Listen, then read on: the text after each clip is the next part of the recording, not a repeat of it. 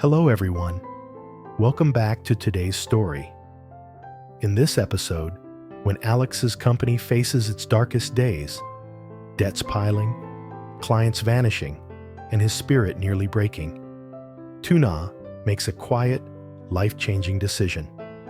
Without telling anyone, she takes all her savings, nearly $5,000, and gives it to Alex, hoping it might ease even a little of his burden. What unfolds next isn't just about money. It's about love, sacrifice, and what it truly means to stand beside someone when everything else falls apart.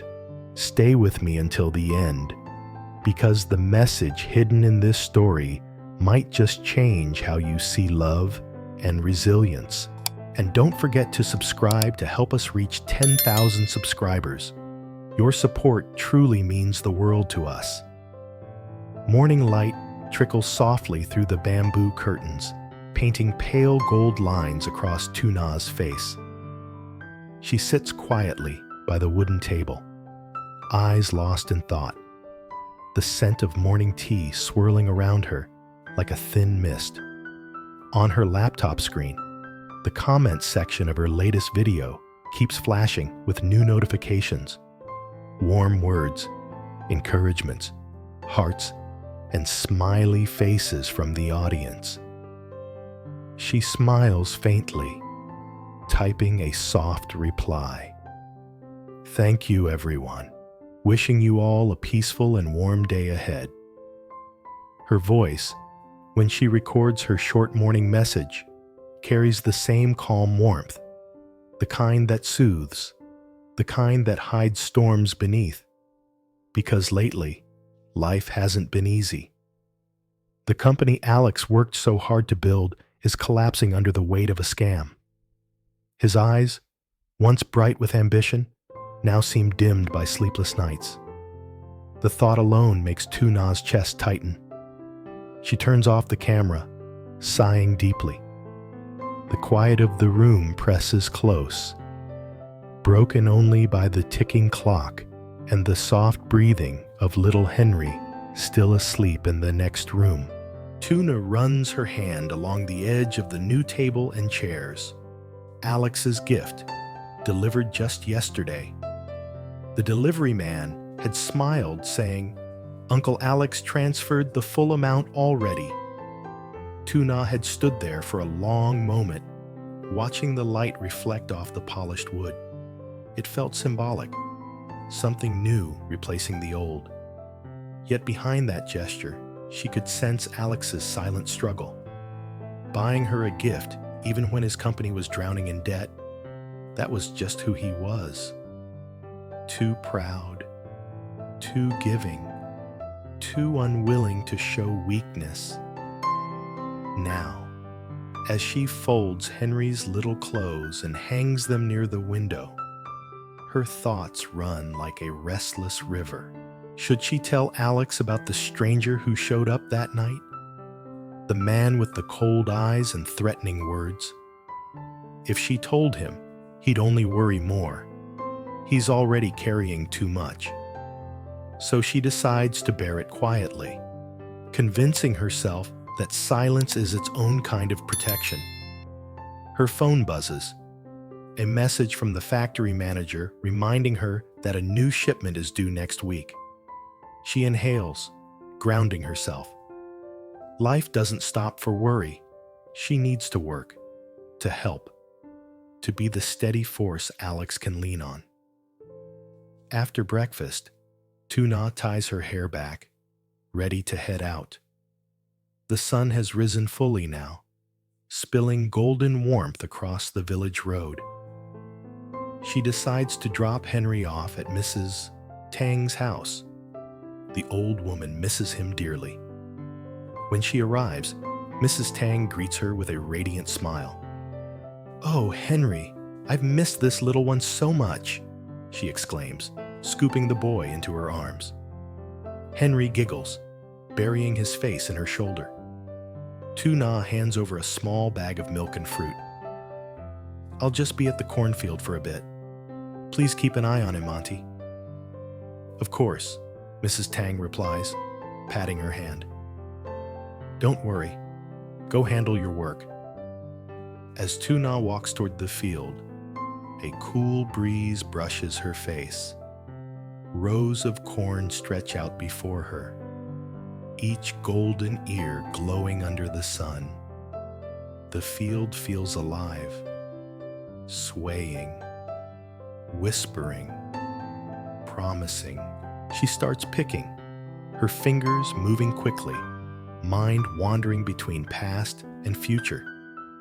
She recalls her meeting with Ms. Huai yesterday, a longtime client who'd just paid off an old order and requested 10 new truckloads for next week. It was a blessing, but also a huge responsibility. Tuna immediately called Ms. Trung to arrange production. The woman had promised to start tomorrow. For the first time in weeks, a glimmer of hope appeared. This could be the break Alex needed. As she ties the corn into neat bundles, a thought lingers in her mind. The small box hidden in her drawer at home. Inside, it lies all her savings. Every penny she's earned from her small online shop, every commission from her videos, every bit of spare cash she's tucked away since college. About $5,000 in total. It's everything she has, and it's going to him. That night, she couldn't sleep. She sat at her desk, staring at the envelope she had prepared. The money wasn't much compared to the debts Alex faced, but maybe it could buy him some time. Maybe it could help him breathe again. When she finally walks home, carrying her corn baskets, the sky is already streaked with orange and crimson. She hears footsteps approaching from the path ahead. Alex. His shirt is dusty, sleeves rolled up, exhaustion shadowing his eyes. "Let me help you with those," he says, reaching for the baskets. She smiles faintly. "You should be resting. You've been working non-stop." "I needed to see you," he answers, voice low. Inside the kitchen, Alex helps her hang the corn to dry. The scent of fresh harvest fills the small space. Their hands brush, just slightly, sending a quiet warmth through the room. "The table and chairs are beautiful," Tuna says softly. "You shouldn't have spent money on me now." Alex chuckles. "They were old and wobbly. You deserve better than that." She turns to face him, heart aching at his kindness. "But how's work? Any news from the detectives?" He shakes his head. "Nothing yet. The scammer covered his tracks too well. I borrowed money from John to pay the farmers first. Can't let them suffer for my mistakes." Tuna bites her lip. "You've always been too soft-hearted, Alex. I wish I could help." He steps closer, wrapping an arm around her shoulder. "You already do. Just being here, cooking, caring for Henry, waiting for me. It's more than enough." But to her, it's not enough. Later that evening, while Alex washes his hands outside, Tuna slips the thick envelope into her bag. She's made up her mind. Tomorrow, she'll give it to him. She won't tell him how long it took to save or how hard it was. She just wants to ease his burden, even if only for a little while. Dinner is quiet but tender. Simple rice, soup, and boiled corn. They laugh softly over Henry's drawings. And for a brief moment, everything feels normal again. As night falls, the wind picks up, rattling the bamboo fence. Tuna looks out the window, watching the stars blink faintly through the drifting clouds. In that stillness, she prays silently.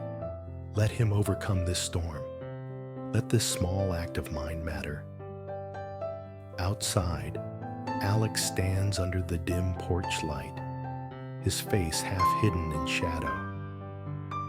He doesn't know what she's planning.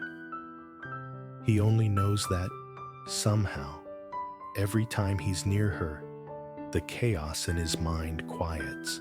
And tomorrow, when she hands him that envelope, both their lives will quietly shift again.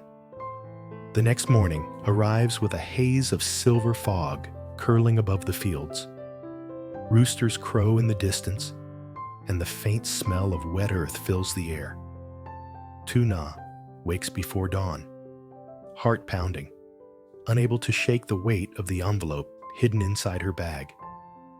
She prepares breakfast as usual: porridge, a few slices of sweet potato, and a small cup of coffee for Alex. But her mind drifts far beyond the kitchen walls.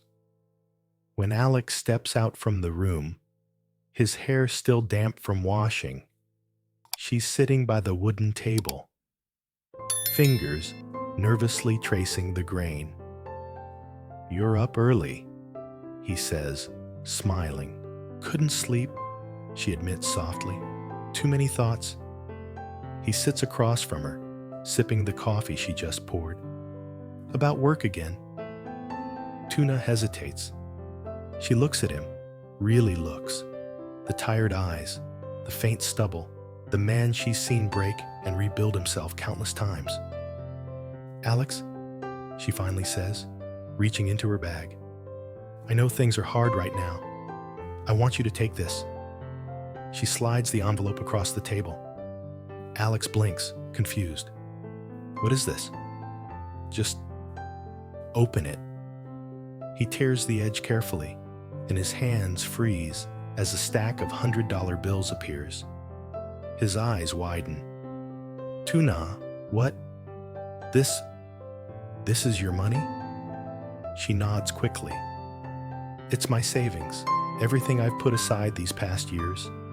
I know it's not much compared to what you've lost, but maybe it can help with something. Paying the factory, the employees, or Tuna." His voice cuts through her words, low, heavy, trembling. He pushes the envelope back toward her. "I can't take this." "But you must." Her tone turns firm, desperate almost. "Alex, listen to me. You've always been the one giving, sacrificing, protecting everyone. Let me help this time. Please." Alex stands, pacing slowly. He runs his hands through his hair, eyes clouded with conflict. "I can't take your money, Tuna. It's your future, Henry's future. I'm not going to use that to fix my failures." Tuna rises too, her voice trembling but resolute. "This isn't about failure. It's about trust, about partnership. You said before that just me being here is enough, but I don't want to just stand by while you drown." She takes his hand, pressing the envelope into his palm. "Let me do this for you. For us." Silence stretches between them. Outside, the sunlight slowly melts through the mist, spilling gold across the kitchen floor. Alex looks at her, truly looks, and all the walls he's built inside him begin to crumble. He sees not pity in her eyes, but strength. The same strength that first drew him in years ago. "Tuna," he murmurs, voice breaking. "You shouldn't have to carry my mess." She smiles faintly, tears glimmering. Marriage, love, life, they're never about who carries what. It's about walking through the same storm together. For a long moment, Alex says nothing. Then he finally exhales, shoulders sagging. "All right," he whispers. "I'll take it, but one day I'll give it back, with interest." Tuna laughs softly, shaking her head. That's not how love works. Later that morning, they drive together into town. The road winds through stretches of green hills, banana groves swaying on both sides. Tuna looks out the window, the wind fluttering strands of her hair, a quiet smile playing on her lips. Alex grips the steering wheel, glancing at her every now and then. Gratitude swells in him, not just for the money, but for her faith. It's something money can't buy, yet it's the only thing that's ever truly saved him. At the bank, Alex deposits the cash, half of it going to repay a supplier who's been waiting for weeks, the other half set aside for production costs. The tension that's been strangling his chest slowly loosens. For the first time in a while, he feels like he can breathe. When they return home, Mrs. Tang has Henry in her lap, feeding him banana pieces. "You two look lighter today," she comments, amused. Tuna chuckles. "Maybe because we've finally found some direction." Mrs. Tang nods knowingly. Sometimes it's not about the size of the help, but the heart behind it. That night, Alex sits outside under the soft glow of the porch light, watching fireflies flicker across the fields. Tuna joins him, bringing 2 cups of warm ginger tea. She sits beside him, the quiet hum of crickets filling the pauses between their words. "I talked to John today," Alex says, turning to her. "He said he'll help me restructure the contracts. Maybe we can save the export deal after all." "That's wonderful." Tuna smiles, eyes glowing. "See, things are already turning around." Alex nods slowly, then reaches for her hand. "I was wrong about a lot of things, about trying to handle everything alone. I thought I was protecting you by keeping you out of it. But I realize now, you've been protecting me all along." Tuna's smile softens. "We both protect each other. That's how it should be." He squeezes her hand, his gaze drifting toward the dark horizon. "You know, when the company fell apart, I thought I'd lost everything. But today, sitting here, I realize I didn't. I still have you. And that's everything." The words linger between them, tender and heavy with truth. As the night deepens, the two sit quietly, sipping tea, watching the glowworms drift like falling stars. The corn hung in the kitchen rustles gently in the wind, a quiet reminder of resilience and renewal. Inside, Henry sleeps soundly, his small hands clutching his toy car. The house feels peaceful for the first time in weeks. Tuna leans her head on Alex's shoulder. "You know," she murmurs, "when I gave you that envelope, I was scared you'd be angry." He laughs softly. "I was, for a minute, but then I realized pride doesn't feed families. Love does." She chuckles, eyes closing. "That's a good line. You should save it for your company speech." He grins, wrapping an arm around her. "Maybe I will. Lesson from my wife. Pride doesn't feed families." They both laugh quietly, and the sound drifts into the night. Warm, real, fragile, and full of promise. In that simple moment, between the fireflies and the soft hum of the night, they understand something deeper. Hardship doesn't destroy love. It tests it, shapes it, and proves its strength. The next morning, as dawn light spills over the fields once again, Tuna steps outside, breathing in the crisp air. Alex stands a few steps away, phone pressed to his ear, a faint smile on his face. When he hangs up, he turns to her, eyes bright. "They agreed," he says, almost in disbelief. "The partner from Singapore, they're willing to renegotiate the shipment. We're back in business." Tuna claps her hands together, beaming. "See? I told you. This storm wouldn't last forever. He crosses the distance between them, pulling her into a tight embrace. "I don't deserve you," he whispers. She looks up, eyes shining. "You don't have to. Just keep fighting."